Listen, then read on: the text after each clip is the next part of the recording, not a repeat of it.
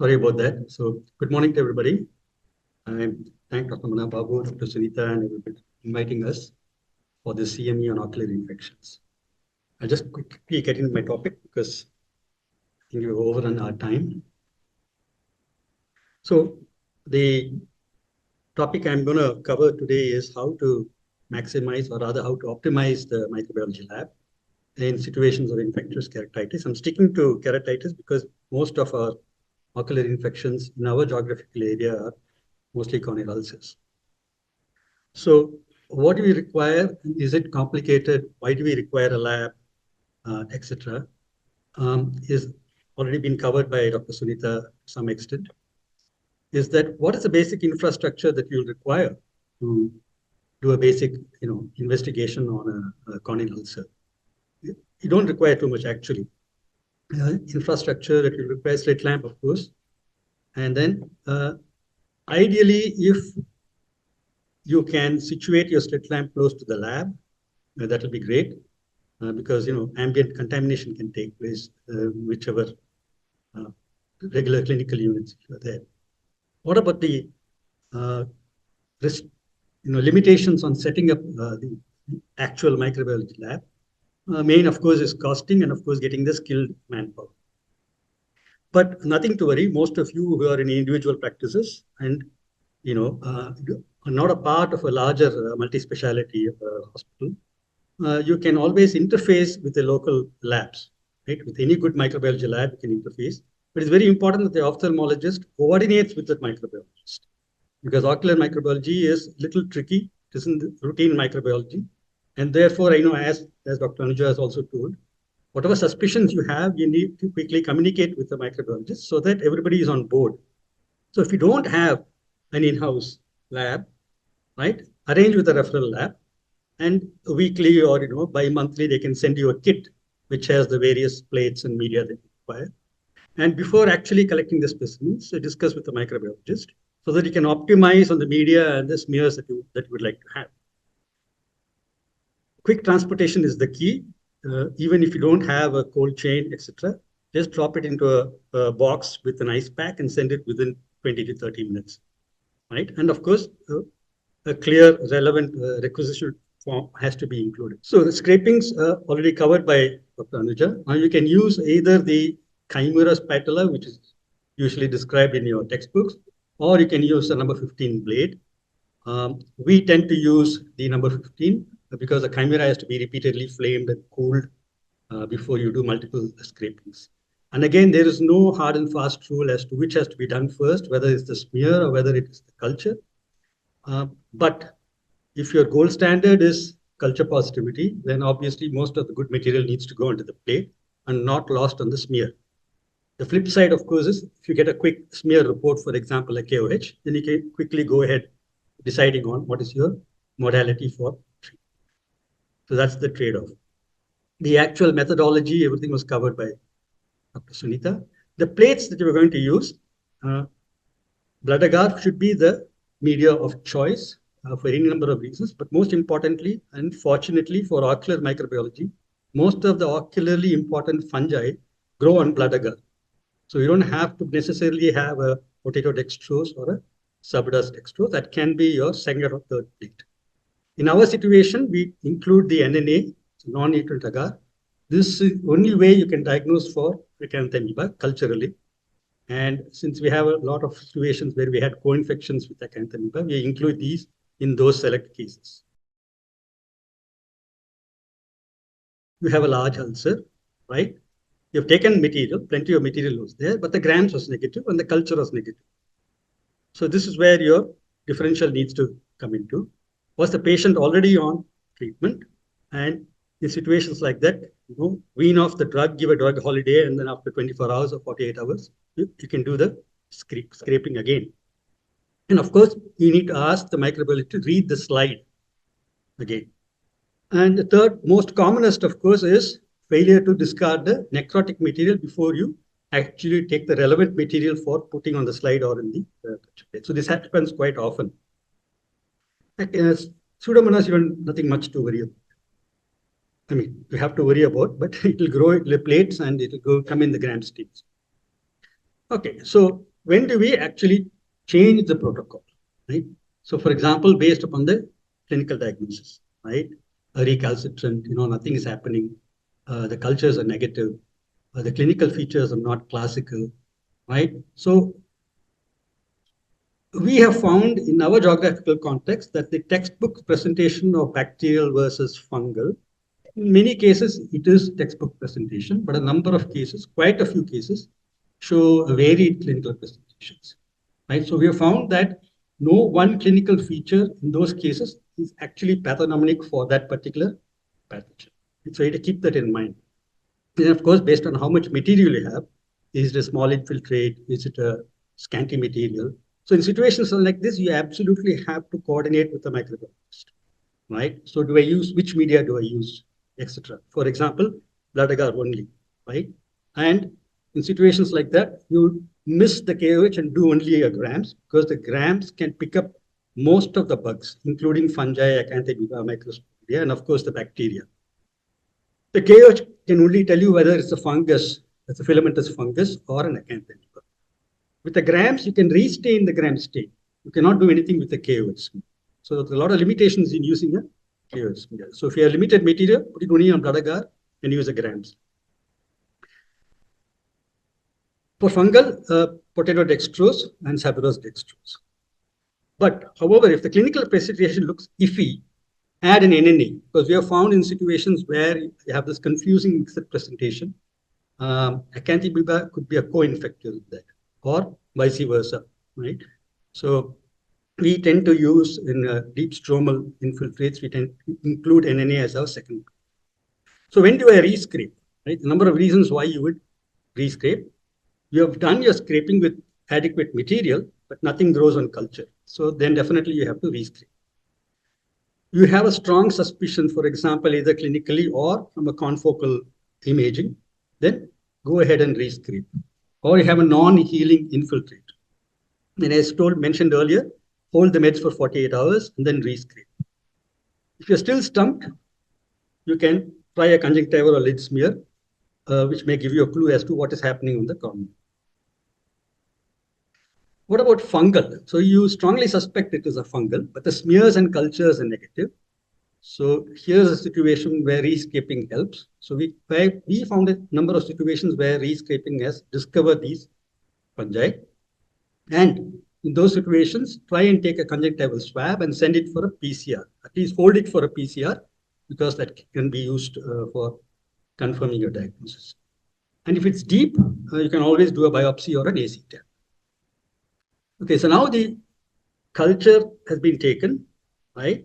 And you have given something to the lab. The lab says, yeah, fungal growth noted, right? So don't leave it like that, right? So you need to communicate with the microbiologist because unless you can ID the fungus, there's nothing much you can do. You need a spore to be formed before you can identify the fungus. So what do I do in that situation? Don't just leave it like that. Get more clues from the microbiologist. Now, the overview of which are the fungi which are important in ocular microbiology, already most of you should be knowing that. But this is a general classification. And if you look at the bottom, you'll see two.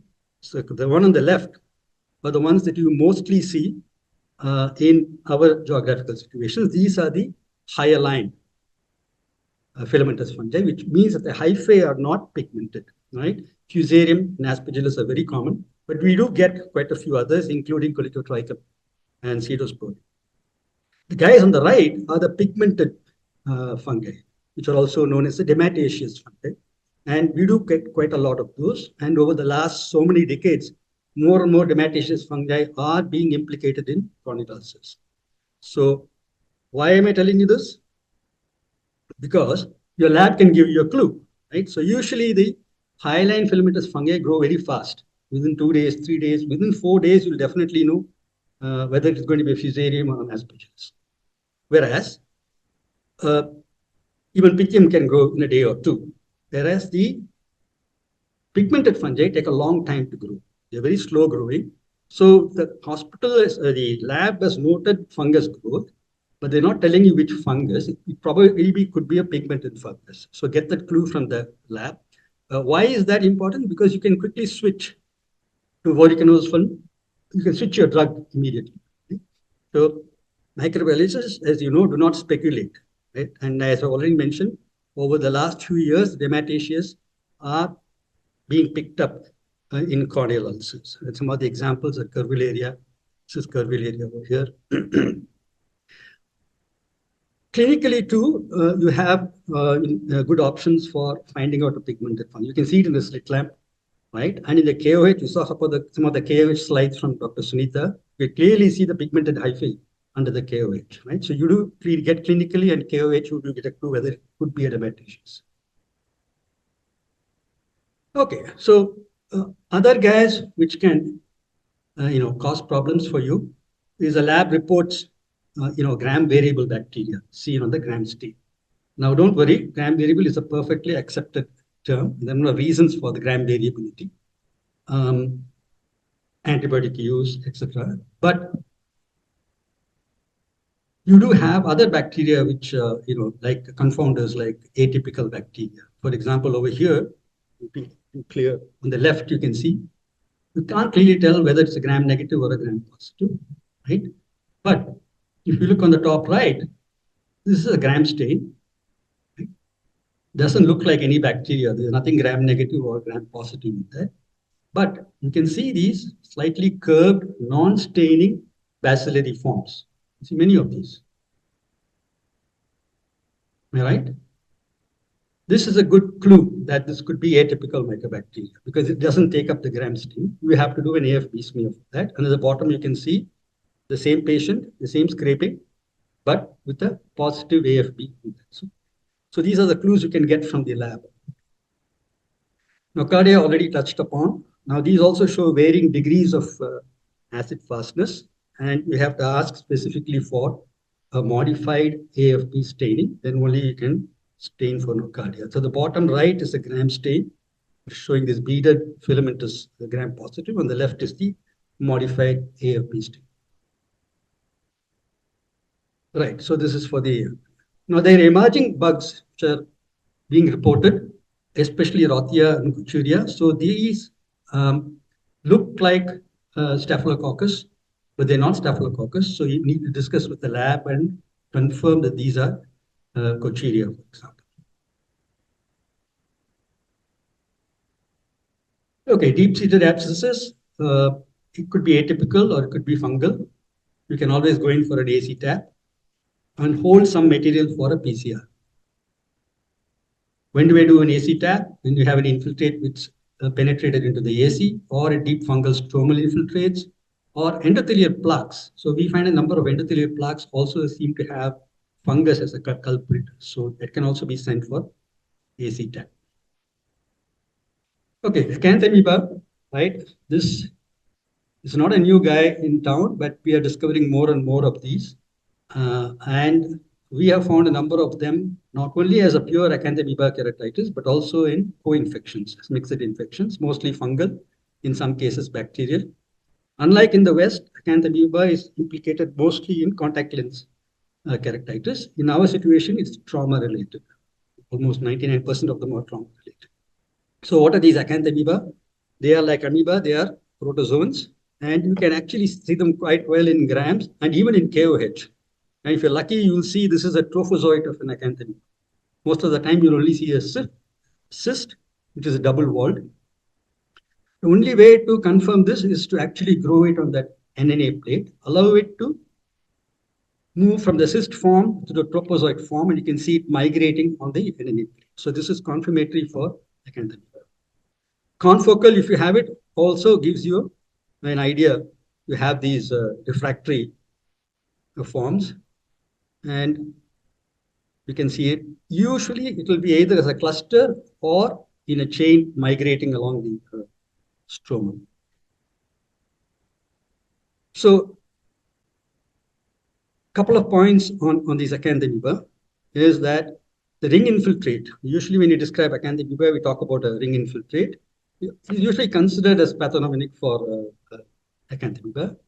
Yes, but it's also a presenting feature in more than 50% of co-infections with acanthamoeba, right? So we have an algorithm for this, which will tell you whether to do multiple cultures, etc.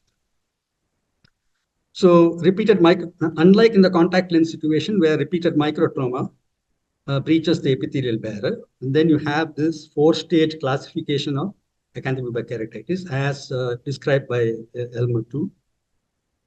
In our situations where it's traumatic introduced acanthamoeba, we see the larger organisms penetrating deeper into the cornea layers and thereby bypassing the earlier stages of the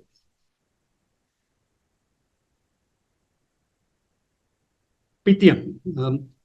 I should mention pythium because this is being discovered more and more. And in Aravind system over the last 10 to 15 years, we've found a lot more pythiums causing corneal ulcers. And this pythium is not a fungus, but the flip side is that it looks like a fungus on the plate. So it gives you a clue and can be mistaken for a fungus. And it's quite tenacious to scrape. So multiple scrapings are required for pythium keratitis. In the confocal, it's unmistakable, won't be branched, and you see this long wavy network, a mesh of hyphae. This is usually a good clue that this could be pythium. And in the grams, it poorly stains in the gram stain, but you can make out this folded, wide hyphae. Where did that go? You can see the wide folded hyphae, which are not staining. And in the plate, if you're lucky, within a day or two, it goes very fast. It just looks like that. Looks like a thin, white, wavy, downy filamentous forms. And that could clue that it is a pythium. But the confirmation is the formation of zoospores. So we take this, convert them into zoospores on some substrate, either a leaf or rice grain. And within a week or 10 days, these type of zoospores. This zoospore is the deadly guy which causes your infection. Microsporidia. This is another big problem. And over the last few years,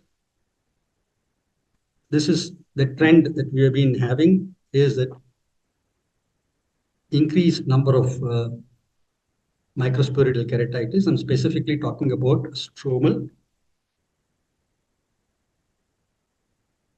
And these microsporidia are protozoans, were considered to be protozoans, but now we know they're closely related to fungi. And this is how it looks in the gram stain. It looks like a gram-positive cocci, or even like this with endospores at the end. This is classical, but most of the times may not get this. So are they protozoa or fungi? I've given you an article that you can read, that they're closely related to fungi. So you can stop calling them as protozoa. Various genera under that, which are important, but the most important ones are the first four, although more than 10 or 12 have been implicated in human infections.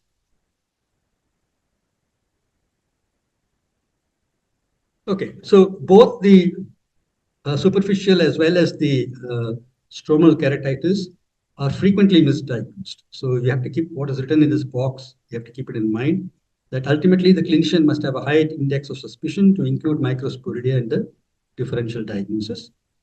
And most of our patients, come back to us after multiple hospital hoppings. And in those situations, keep in mind that microsporidia could be the culprit. It could be microsporidia, a good example of a masquerade infection. It looks like various other types of keratitis, but ultimately it may turn out to be microsporidia, and of course, slow growing, waxing, waning phenomena. How do we look for these? You can look for them by gram stain. You can also do a GIMSA. And morphologically, you can identify it as it looked like this gram positive.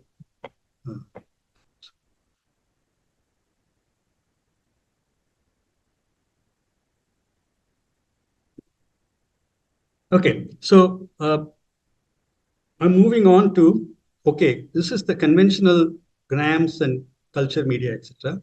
What else is being done in the microbiology for diagnosing in ocular microorganisms? The Vitek is a very common instrument now. It is found in most hospitals, right?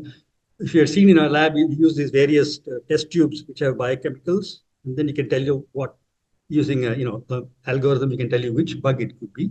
The same thing is done in Vitek, but at a micro level, right? So the diabetic does it very fast.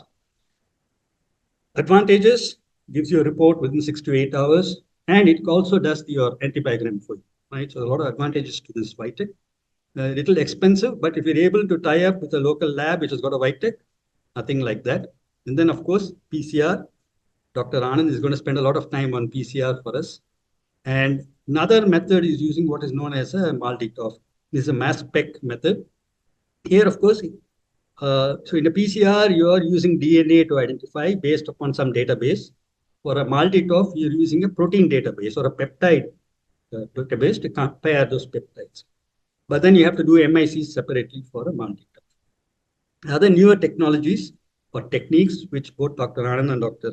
Siddharth are going to touch upon. Okay, this is going to be my last slide. So often there is a question, right? We are sending stuff to the lab, correct? How do I know what your report you're giving me is correct or wrong, right? So we do, as good scientists like all of you, we do have a criteria based confirmation whether it is that bug or not, right? So at the bottom, I've given you the three latest or relevant references from where we give you these guidelines. The Jones's criteria is the most commonly described one. This was specifically for microbial keratitis. So what does Jones's criteria tell you? First, the bacteria should be seen on a direct smear and grows on a culture on at least one medium at the site of the inoculation or at the broth. Second, it doesn't show up in your gram smear, but you do see it growing, the same drug growing in more than one medium. Or third, not seen in gram stain, but you have a confluent growth of heavy growth in the place of inoculation. And last, of course, but not the least, is that the same bugs keep growing from the scrapings from the same patient. Right, so the Jones's criteria is well established. So we based our confirmation of your culture report based upon that. Is there a similar thing for intraocular fluids? Yes, there is. Right. This is not Jones's criteria. This has been put together by a bunch of people, and bacteria seen on the direct smear and grown on one culture medium. Same pathogen grown in two or more solid media, confluent growth on the media, and two or more fungal or yeast isolates, even if not seen in the direct smear. So this is for your reference in case you require. Thank you.